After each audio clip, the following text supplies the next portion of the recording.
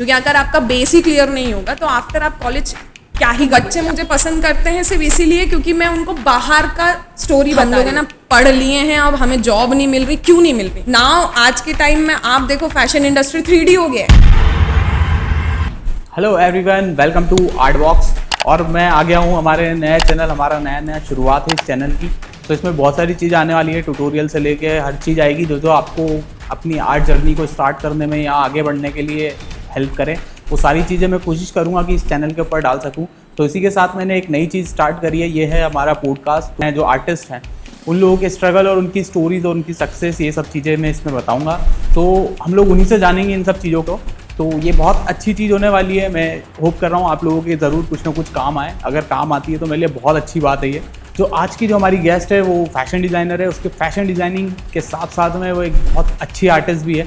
उन्होंने लगभग सारी ही आर्ट फील्ड में अपना झंडे लहराए हैं, बट जो फैशन डिज़ाइनिंग है वो उनका बेस है। मैं कुछ भी बोलूँ उनके लिए बहुत कम है। मैंने देखा उनको पर्सनली, बहुत अच्छे से जानता हूँ और बहुत अच्छी आर्टिस्ट है। अच्छी आर्टिस्ट के साथ साथ में बहुत अच्छी इंसान भी है। उसको लेके वो देख के मुझे बहुत इंस्पिरेशन मिलती है कि लाइफ में यार कुछ ना कुछ, आप किसी भी कंडीशन में हो, आप कुछ ना कुछ अचीव जरूर कर सकते हो। और वो कभी भी, मैं जब भी नेगेटिव होता हूँ तो मेरे को हमेशा वो हेल्प करती है उस सिचुएशन से बाहर आने के लिए। तो please welcome Mrs Nikita Jaiswal Solanki ji. Thank you so much for your kind words. तो मेरा क्वेश्चन ये था कि जो आपकी जर्नी जो है फैशन डिज़ाइनिंग को लेके, एज अ डिज़ाइनर बनना, कैसे शुरुआत हुई सब चीज़ों की? I don't know the channel name, but हाँ मुझे जितना याद है कि मेरे को 2008 में मनीष मल्होत्रा का फैशन शो देखने को मिला था टीवी पे, और मैं बहुत इंस्पायर हुई थी उनसे उस टाइम पे। उस time something I have to decide कि क्या करना है लाइफ में आगे। बिकॉज 8th क्लास में, 8th के बाद स्कूल में हर कोई पूछता है कि आगे क्या करना है। तो आगे क्या करना है, करना तो बहुत कुछ था। 6th क्लास तक तो डॉक्टर बनना था, फिर उसके बाद इंजीनियर, फिर उसके बाद CA, कभी कुछ। पर अगर फैशन डिज़ाइनर चूज़ नहीं करती तो माइट बी एस्ट्रोनॉट होती, क्योंकि कॉस्मोपॉलिटन पढ़ना बहुत पसंद है मुझे। फैशन डिज़ाइनिंग जो आपने स्टार्ट करी थी, या घर वालों को समझाने में, क्योंकि उस टाइम पे जब आपने फील्ड चूज़ करी थी उस टाइम पे थोड़ा सा फैशन को लेके, जब क्रिएटिव फील्ड को लेके घर वालों में यही था कि थोड़ा सा कुछ अच्छी जॉब करे, सिक्योर फ्यूचर वाली बात होती है, उसको लेके पेरेंट्स थोड़ा कॉन्शियस रहते हैं। सो आपने उस चीज़ को कैसे फेस किया और कैसे उससे ओवरकम किया? तो फर्स्ट तो ये भी था कि जब मैंने डैड को बोला था कि पापा फैशन डिज़ाइनिंग करनी है, तो पापा वाज लाइक कि टेलर क्यों बनना है तेरे को। मेरे डैड चाहते थे कि मैं आर्मी या पुलिस ज्वाइन करूँ, बिकॉज मेरी हाइट अच्छी है और थोड़ा सा दादागिरी में भी आगे अपन।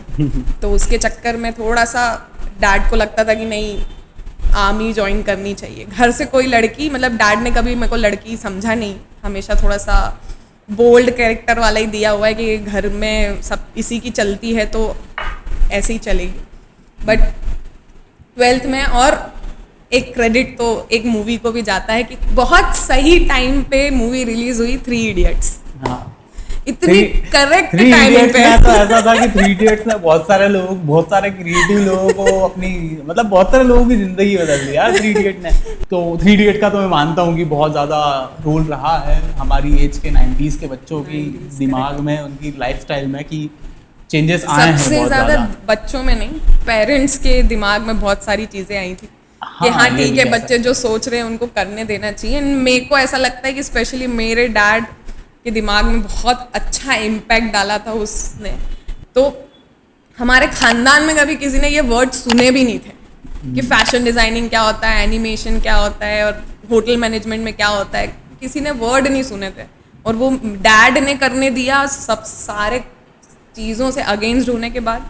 तो वो बहुत अप्रिशिएटिंग, मतलब हेड्स ऑफ टू फादर, कि कभी पापा इमेजिन ही नहीं कर पाएगी उनकी बेटी यहाँ तक पहुँच भी पाएगी एज अ फैशन डिज़ाइन। तो बनते बनते चीज़ें इतनी वो हो गई कि पहले तो चेंज करा लोगों की थिंकिंग कि फैशन डिज़ाइनर और टेलरिंग में बहुत फ़र्क है।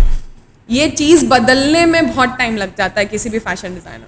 मतलब आपकी फैमिली में आपको पूरा सपोर्ट मिल गया था। Yes. बट अभी आजकल ऐसा हो रहा है ना कि जो आजकल की जो फील्ड है, जो बच्चे हैं, जो भी आप देख रहे हैं, जेनजी का ज़माना जो आ गया है, तो उसमें आप कैसे, मतलब जो बच्चे करना चाह रहे हैं, उनके पेरेंट्स नहीं मान रहे कि फैशन डिज़ाइनिंग में कुछ नहीं रखा है, तो उनको आप कैसे क्या कहना चाहोगे उनके लेके कि आप अपने पेरेंट्स को क्या बोलो तो उससे वो लोग मान जाए?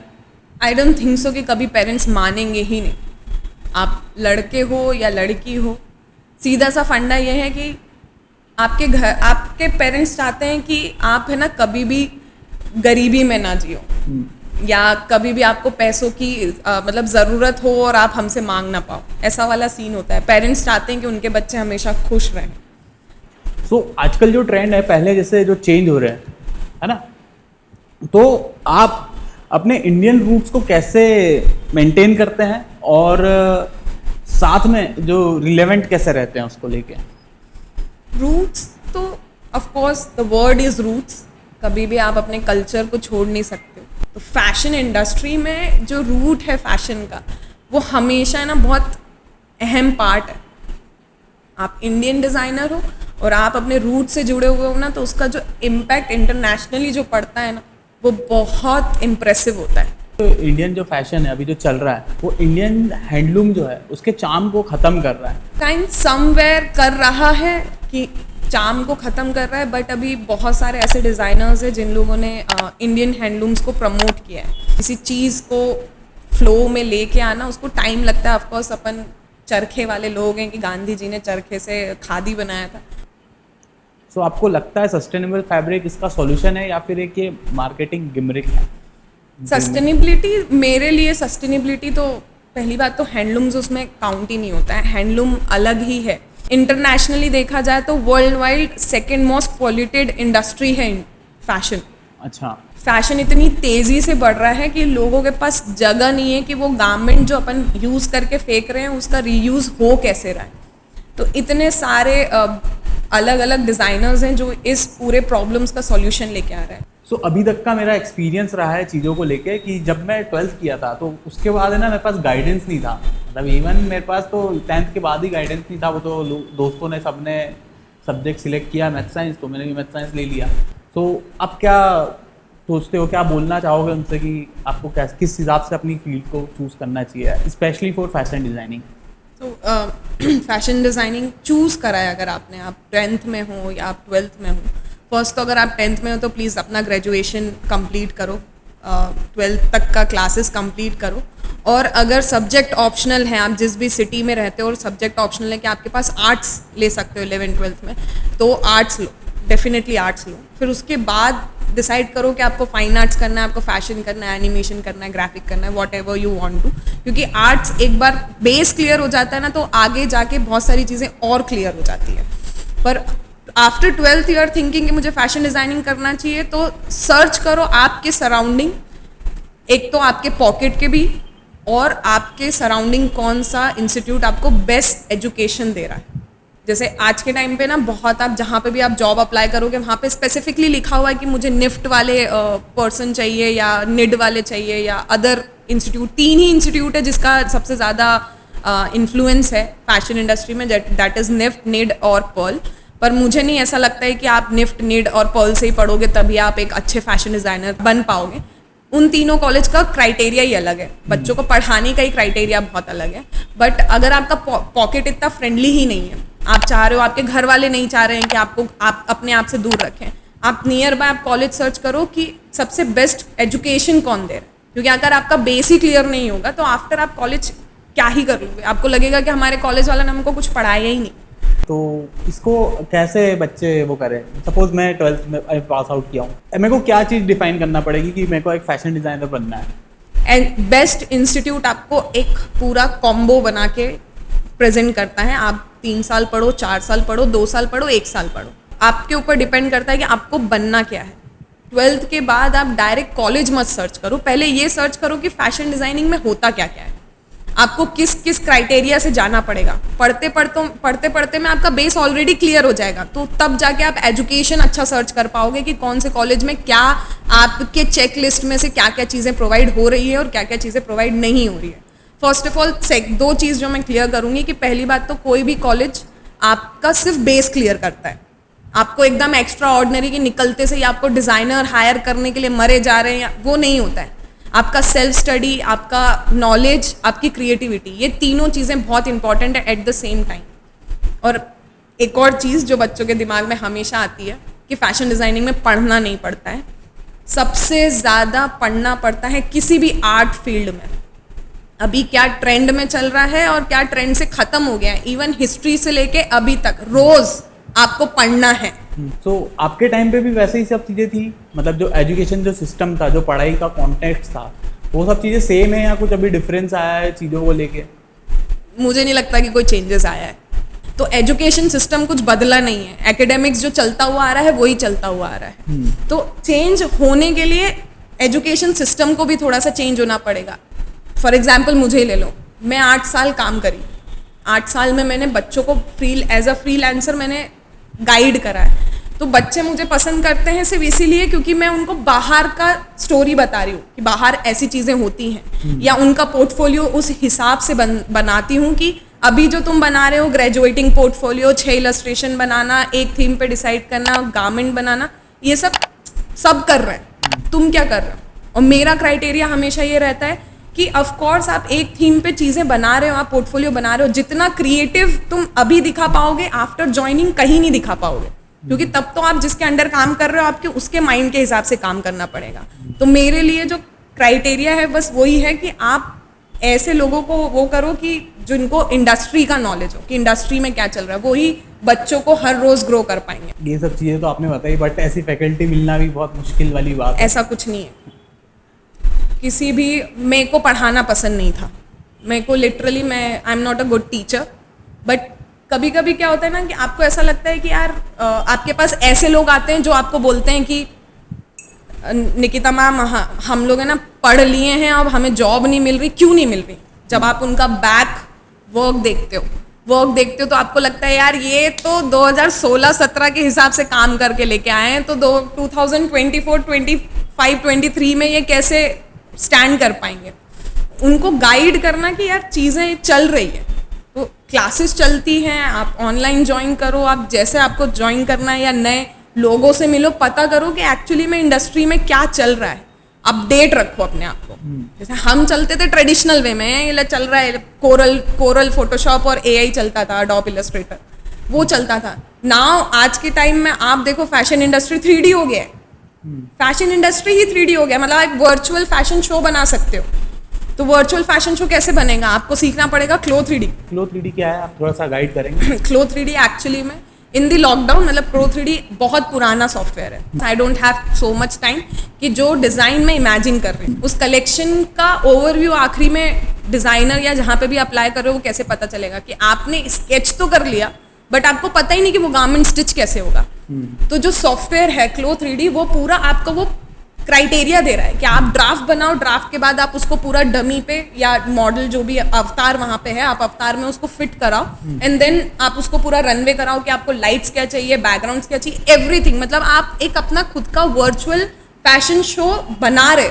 अच्छा। With the art direction and lighting, fan, हवा कितनी आनी चाहिए, गारमेंट का colour, yes correct, 3D animation movies. ये तो बहुत अच्छी बात है यार। तो ये सब चीज़ें सीख कैसे सकते हैं जो बच्चे अभी जो फैशन डिज़ाइनिंग कर रहे हैं, उन लोगों को अगर ये सीखना है तो वो इस चीज़ को कैसे सीख सकते हैं? क्लो 3D एक्चुअली में जितने भी पहले तो 2 चीज़ें क्लियर कर लूँ कि क्लो 3D एक सॉफ्टवेयर है, एक मार्वलस डिज़ाइनर सॉफ्टवेयर है, एंड इन दोनों का बाप है स्टाइल 3D। वर्किंग ऐसा है कि marvellous designer is for the gaming person, जो गेम डिज़ाइन करते हैं उनको भी ऑफकोर्स गारमेंट की ज़रूरत पड़ती है। अच्छा। उसका वर्जन थोड़ा सा अपग्रेड करके focus on drafting, pattern making और उन सबको फोकस करके क्लो 3D बना दिया। तो क्लो 3D हाइप पे चला जब लॉकडाउन आया, क्योंकि किसी के पास जाने की, घर से निकलने की चीज नहीं थी, बट फैशन अपडेट रखना है, फैशन क्योंकि फास्ट फैशन है। लॉकडाउन में मैंने एक और चीज सुनी थी, मेटा करके कुछ आया है, मेटा फैशन शो, उसमें कुछ वो इसी से रिलेटेड है। अच्छा। मेटा फैशन शो जो चल रहा है, मेटावर्स का फैशन शो जो चल रहा है वो इसी से रिलेटेड है। क्लो 3D में आप आई थिंक मैंने जो देखा था वो था दुबई का फैशन शो जो हुआ था, वो पूरा वर्चुअल हुआ था। तो वर्चुअली तो आप मॉडल्स टू मॉडल आप नहीं कर सकते हो क्योंकि लॉकडाउन चल रहा है। आप एक फीट का डिस्टेंस रख के फिर आपको पूरा सारा चीज़ें फॉलो करना पड़ेगा, वो नहीं हो सकता क्योंकि आप खुद देखते हो कि फैशन शो में कितनी भीड़ होती है। तो वर्चुअली डिज़ाइन करा लोगों ने, तो दुबई का जो मैंने फैशन शो देखा था उसमें ये था कि 8-10 गारमेंट था जो वर्चुअल एक अवतार में पहन के वो वॉक करना है। वो इतना ड्रामेटिक और वेरी बेसिक गारमेंट्स पर वो इतना ड्रामेटिक था फैशन इंडस्ट्री को चेंज करने में। कुल मिला के एक फैशन डिजाइनर जो कर रहा है काम, मतलब अगर जो फैशन डिजाइनिंग जो पढ़ रहा है वो ही क्लो पे काम कर पाएगा, बट उसको 3D सॉफ्टवेयर का नॉलेज भी होना जरूरी है। या फिर इसमें आप ये सॉफ्टवेयर के साथ सीख के भी, मतलब ये आप जब सॉफ्टवेयर सीखना स्टार्ट करेंगे तो भी आप 3D नॉलेज ले सकते हैं? नहीं है, बट सीधा सा फंडा ये है कि आपको मेरे हिसाब से हर चीज़ अपडेट हो रही है।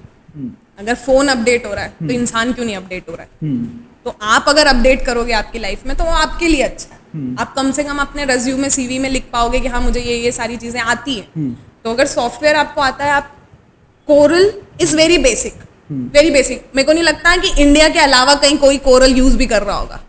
सिर्फ इंडिया ही है जो कोरल प्रिंटिंग डिपार्टमेंट में चल रहा है, पर आप इंटरनेशनली देखोगे तो सब अडोबी इलस्ट्रेटर यूज कर रहे हैं। हाँ, इलस्ट्रेटर ज्यादा यूज करते हैं। तो सेम चीज है। एंड फोटोशॉप तो ऑफ कोर्स हर किसी को आना जरूरी है। ऑफ कोर्स एक फैशन डिजाइनर को इसलिए आना जरूरी है क्योंकि वो अपना फोटो शूट करता है, अपने गारमेंट का शूट करता है, उसका लाइटिंग चेंज करना या बैकग्राउंड चेंज करना। स्टार्टिंग में ही वो ऐसा नहीं है प्रोफेशनली काम करेगा, वो काम कर पाएगा। तो वो चीज तो है। और तो फोटोशॉप में मैंने एक और चीज देखी है, जैसे 3D का आप जो बता रहे हो गारमेंट ये सब चीजें 3D पूरा बन जाता है फोटोशॉप। और मैंने एक और सॉफ्टवेयर है जो अभी बहुत ज़्यादा ट्रेंड में चल रहा है जिसका नाम है प्रोक्रिएट। तो इन दोनों को भी मैंने फैशन में देखा है कहीं ना कहीं कि जो आप जो इलस्ट्रेशन जो बनाते हैं वो प्रोक्रिएट में या फोटोशॉप में डिजिटल ही आप उसको ड्रॉ करते हो। तो वो क्या चीज़ होती है, वो क्या सही रहता है या अपडेट है, कैसा क्या चीज़ है? आप थोड़ा ब्रीफ करेंगे इस बारे में? द थिंग इज कि फोटोशॉप बहुत ज़्यादा हाईटेक हो जाता है किसी भी फैशन डिज़ाइनर को समझने में। और प्रोक्रिएट जो है, जो आईपैड में अपन चलाते हैं, उसका कन्वीनियंस सिर्फ सीधा इतना अच्छा है। और सबसे बेस्ट पार्ट लगता है मुझे प्रोक्रिएट का कि आप डिज़ाइन करते हो ऐसा लगता है कि आप कॉपी और पेन चला रहे हो। आप जस्ट एन एग्जाम्पल, आप किसी को हायर कर रहे हो और आप चाह रहे हो कि मुझे शाम तक 10 डिज़ाइंस चाहिए। You don't have any idea. आपने सिर्फ एक इंटर्न को या एक फैशन डिज़ाइनर को बोल दिया कि आप मुझे 10 डिज़ाइन बना के दो। उन्होंने बना दिया ट्रेडिशनल वे, हाथ से ड्रॉ करके बना दिया। उसको टाइम लगा, ऑफ कोर्स उसने शाम तक 10 इलस्ट्रेशन मैनुअली बनाया, मतलब बहुत टाइम लग गया। अब आपको रेड नहीं चाहिए था, आपको क्रिम्सन रेड चाहिए था। आप कैसे बोल पाओगे उसको कि यार इसका कलर बदल दे, क्योंकि आपको पता है ये तो सुबह से लगा है इसको इलस्ट्रेशन को बनाने में, मेहनत है उसमें। तो वो आप मेहनत देख के उसको चेंज नहीं कर पाओगे। और आप चेंज करने को बोल भी दोगे तो ईगो हर्ट हो जाता है। कुछ इससे मतलब ये होगा कि आपकी जो पॉसिबिलिटीज है वो लिमिटेड हो जाती है। जो हो गया है बस वो अब उसी में काम करना पड़ेगा। तो डिजिटल में ये पार्ट पूरा तरीके से खत्म हो गया, पूरी तरीके से एकदम, मतलब इट टेक्स 2 सेकेंड्स किसी भी गारमेंट का कलर चेंज करना या पैटर्न चेंज करना, या किसी को भी किसी भी डिजाइन को थाउजेंड्स टाइम रीचेंज करना, ये बहुत इजी हो गया है। आपको सिर्फ लेयर्स पे काम करना है, आपको ब्रशेस और कलर्स और डिफरेंट टाइप ऑफ टेक्सचर्स का पता होना चाहिए। तो डिजिटली सबसे बेस्ट है एक फैशन डिजाइनर को प्रोक्रिएट सीखना, सबसे बेस्ट है। PDF, PSD और अदर JPG, PNG, जिसमें भी आपको फॉर्मेट में, बहुत सारे फॉर्मेट आप इंडियन इंडस्ट्री में आपको अगर स्टेंसिल प्रिंट कराना है उनको PNG लगता है, आप PNG वहीं पे सेव कर लो। आपको अगर उसमें लेयर्स में किसी और को देना है, मतलब लेयर टू लेयर प्रिंट कराना है, तो आप PSD सेव करके आप PSD फाइल शेयर कर सकते हो। प्रोक्रिएट का तो ऐसा है कि जो हमारा चैनल है उस पर भी प्रोक्रिएट के ट्यूटोरियल है, क्योंकि बेसिकली जो मैंने शुरुआत करी है तो वो प्रोक्रिएट ट्यूटोरियल से ही करी है। तो मेरे दूसरे वीडियोस है, आप चेक कर सकते हो। तो उसमें सारे प्रोक्रिएट के पूरे ट्यूटोरियल डाला है, शुरू से लेके आखिरी तक का। जितना मैंने अभी तक सीखा है डिजिटल आर्ट वर्क, मेरे जो 2011 से मैं डिजिटल आर्ट वर्क कर रहा हूँ, तो उसमें जितना मैंने जो भी सीखा है वो मैंने इन सब क्लासेस में दिखाया है। तो आप देख सकते हो, ट्यूटोरियल बिल्कुल फ्री है पूरे चैनल पे, यूट्यूब चैनल पे आर्ट बॉक्स में आपको देखने को मिल जाएंगे। तो वहाँ से आप देख सकते हो। और प्रोक्रिएट को लेके और फोटोशॉप को लेके कुछ भी डाउट हो तो आप कमेंट करके पूछ लेना, मैं बिल्कुल आपको बता दूंगा। और कुछ भी इसके अलावा अगर आपको जानकारी चाहिए प्रोक्रिएट को लेके या फोटोशॉप को लेके, तो आप मुझे मेल कर सकते हो, DM भी कर सकते हो। मेरा इंस्टाग्राम भी आर्ट बॉक्स ट्यूटोरियल्स करके ही है, तो आप वहाँ पर भी DM कर सकते हो। और अगर आपको एडवांस मास्टर क्लास सीखनी है सो आप मेरे बायो में जाओ, वहाँ पे आपको लिंक मिल जाएगी, वहाँ से आप हमारा कोर्स परचेस कर सकते हो। जो ब्रशेस मैं यूज़ करता हूँ वो भी आप वहाँ से परचेस कर सकते हो। सो ये हाँ हमारा पर्सनल प्रमोशन मैंने कर लिया है। सो बाकी हम वापस आते हैं हमारे टॉपिक के ऊपर, और वापस से हम लोग हमारे गेस्ट से ही पूछते हैं कि उनकी लाइफ में जो डिजिटलाइजेशन हुआ है, मतलब फैशन फील्ड को लेके, जब वो पढ़ते थे तब भी इतना ही सब कुछ था या अभी कुछ चेंजेस हुए हैं, और क्या जो आजकल के जो बच्चे जा रहे हैं फैशन सीख रहे हैं, तो उनके लिए कितना ज़रूरी है डिजिटलाइजेशन होना।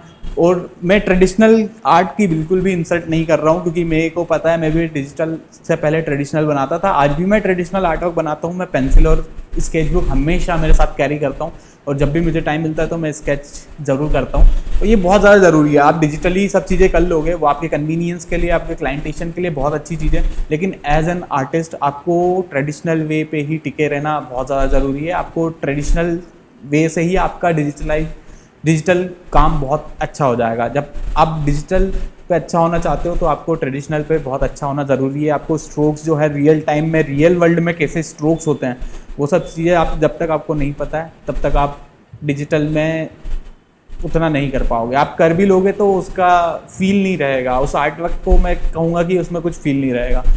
सो जो भी कुछ क्वेश्चन है आप मुझे डीएम कर सकते हैं, और ट्यूटोरियल्स आपको देखने तो आप चेक कर सकते हैं। पूरे ट्यूटोरियल्स मैंने डाले हैं, आगे भी डालेंगे, अभी तो कुछ ही है। तो समय सीमा को देखते हुए वीडियो कुछ ज़्यादा ही लंबा हो गया था, तो बातें कभी ख़त्म ही नहीं होती। जब एक आर्टिस्ट दूसरे आर्टिस्ट से जब बात करता है तो बातें बिल्कुल एंडलेस हो जाती है, कभी ख़त्म ही नहीं होती है। तो इस वीडियो को हमने 2 पार्ट में डिवाइड कर दिया है। तो ये था हमारा पहला पार्ट, सेकंड पार्ट भी जल्द ही इस चैनल पे अपलोड होने वाला है। तो आर्ट बॉक्स ट्यूटोरियल्स को जरूर सब्सक्राइब कर लो और बेल नोटिफिकेशन पे क्लिक जरूर कर लेना, ताकि जब भी वो वीडियो आएगा तो आपको नोटिफिकेशन आ जाएगा और आप तुरंत वो वीडियो देख पाओगे। तब तक के लिए आपका दोस्त और होस्ट अजय सोलंकी आपसे अलविदा चाहेगा। Bye bye.